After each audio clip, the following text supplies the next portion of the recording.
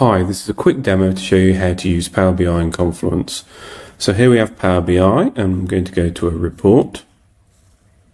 And from that report, you can go to File, Embed Report, and then Website or Portal, and then copy the URL that's displayed. Now in Confluence, if we edit the page, we can paste that URL in,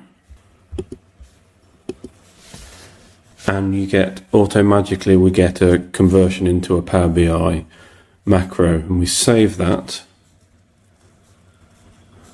and it says please sign in to view the report. So I need to be signed in on this particular one, so it's quickly signing in, and there we are. Now we are displaying the report, and there we have it. Very quick, very simple, very easy way of embedding external data within Confluence. Thanks.